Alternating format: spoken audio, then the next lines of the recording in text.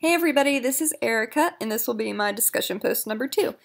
For this post, we were given a story about the Kress family, and to first give my impression about them, I think it really shows the strength of Luis and Maria to be able to pick up everything and move to a completely different country and a different culture and settle there and kind of start over just to give their children a better life as far as more opportunities and whatnot. I think that really shows how much the parents care about their children, and also for them to care enough to bring their Louise's parents with them as well shows the strength that they have, but it also shows it's like extra stress on them, especially because they have, what is it, 7 kids? That's a lot, and a lot of them are teenagers, which is even more stressful, and the youngest is 3, so there's a lot of stress there. There's a lot of stress of moving, and there's also the stress of caring for the older parents because the grandfather is 81 and the grandmother is 79. So definitely a lot of stress there, a lot of different ages all together mixed up. As far as the teenagers especially, they're going through transitions and development, so there's a lot of hormones racing. For example, the oldest one feels entitled that he has to provide for his family because he's the only boy. There's a lot of pressure on him to get an education, get a good job, continue this company that his father plans on starting in the United States. And there's also a lot of identity confusion, I've noticed, through kind of the younger generation, younger children, especially the ones who are kind of in the prepubescent stage, about to be a teenager. Hormones are going crazy. So that's what I think of the functioning so far. I don't think it's too bad. I just think that under the circumstances that they're going through right now, there is going to be a lot of stress, especially with whole relocation and initial culture shock. I made my little genogram. Here it is. It's not very pretty, I'm sorry, but you can kind of see how I have Raymond and Carmen here. The males are in a square, females are in a circle, and I have their names in the middle and then their ages beneath. They lead down to Luis, and then Luis connects to Maria, but her parents are both deceased and out of the picture. The ones connected this way are married, down together and connected. So, down together and connected. And then they go down to all the children. The little squiggle lines with the arrows are pointed to, they're going towards the person that aggression is kind of aimed towards. It says within the story about the family that Carmen and Raymond left everything behind, and Carmen was separated from puppies that she had from when they were 4 weeks old. So you kind of can see where there's a little bit of resentment there, especially because they were also taken out of their culture that they've been with their entire life, going somewhere completely different. And also says that they refuse to learn the English where they're moving now because they're just over it, want to keep their own traditions. They have no interest in branching out. So there's resentment going towards Luis there. There's also resentment from Lupe going to Luis and Maria, her parents, because she is kind of getting to the stage where she's close to going to college. She's adjusted really well to the move, really enjoys it. It's kind of the whole independence thing. She's ready to move on with her life, so she resents her parents because they have say over her. Anna, you can see I have stars next to some people, and that's because there's some things going on with them. Anna is having resentment against Rosalina because Rosalina doesn't speak to her as much as Anna did because, like Lupe, she is starting to branch out and make new friends and isn't really necessarily there for Anna as much as she would want. And Graciela, she seems to be kind of neutral, keeps to herself. Yasnia and Garcelia, they have a purple bracket in between them. They kind of share the whole close age, both wanting the same thing, to have a puppy.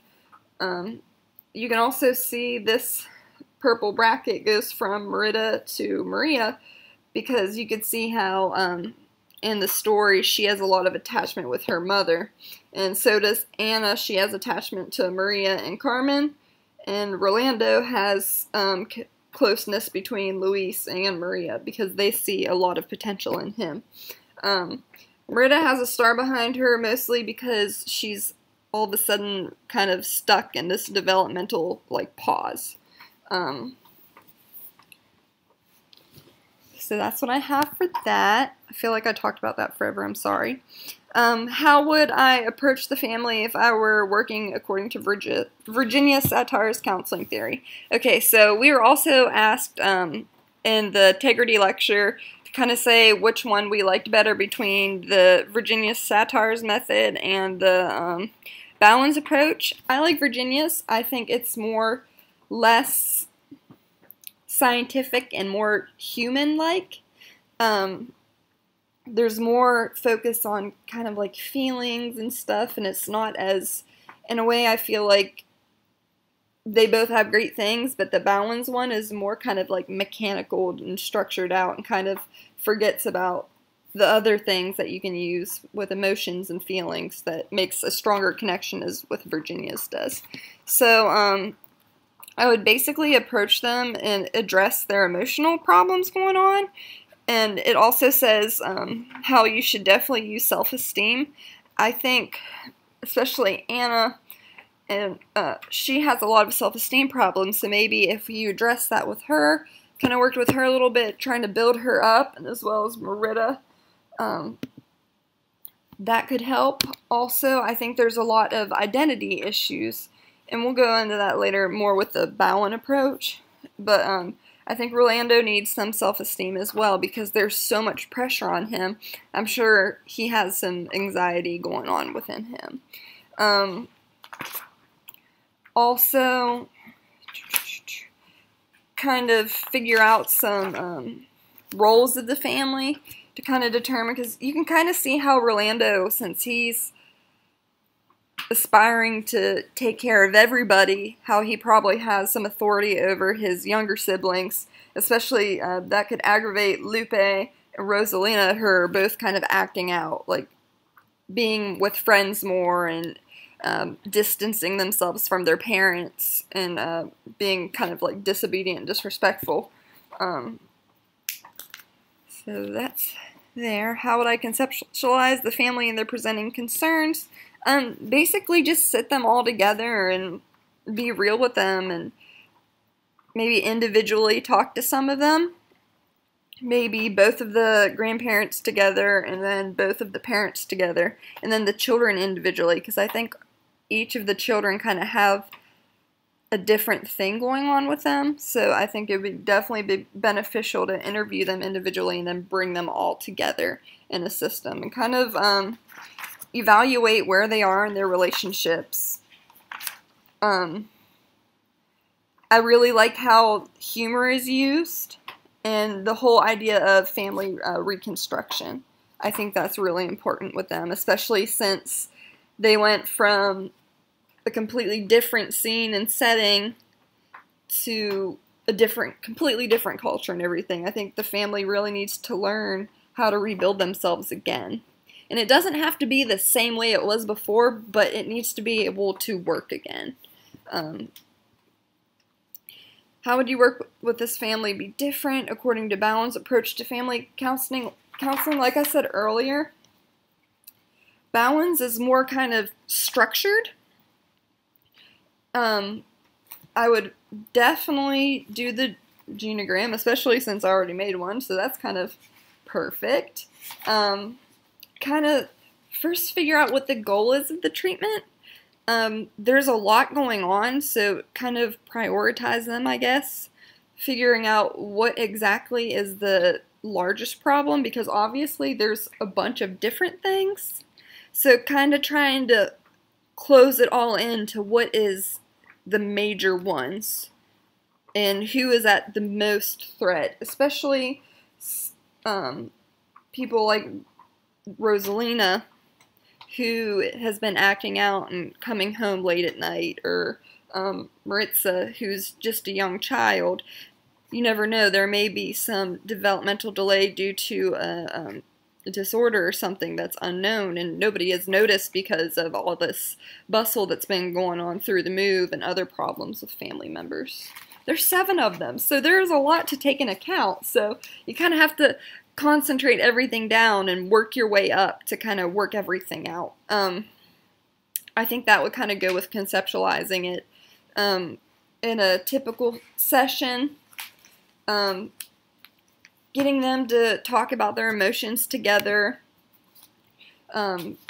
using functional questioning, maybe even, I think journaling would do really well for, I think, Priscilla, because she writes a lot, she's quiet, she's kind of to herself, so she'd do really well to put in her feelings into words, and maybe she could transmit that to the rest of the family in an easier way, in a better way for her. And on page 160, we were to ask, where do we fit in the relationship in your family on balance differentiation of self scale? I put myself as a 90 on the scale. I've always been really independent, mostly because my mom wasn't really around when I was younger and my dad lived in another state. My mom was a single parent. She was like kind of always out doing what she wanted to. She was younger, so I was mostly raised by my grandparents. And the reason I'm a 90 and not a 100 is because my grandpa really misses me. He doesn't like that I live so far away, and he uses guilt to kind of manipulate me into trying to get me to move back home, but I know inside that that's not where I belong anymore. I like being on my own. Also, my mom, she can be very manipulative as well, and that kind of bothers me. Growing up, I was always the oldest child who kind of looked after my younger sisters, so they'll kind of call me every once in a while when my mom is doing something that usually isn't good. I do have to admit that.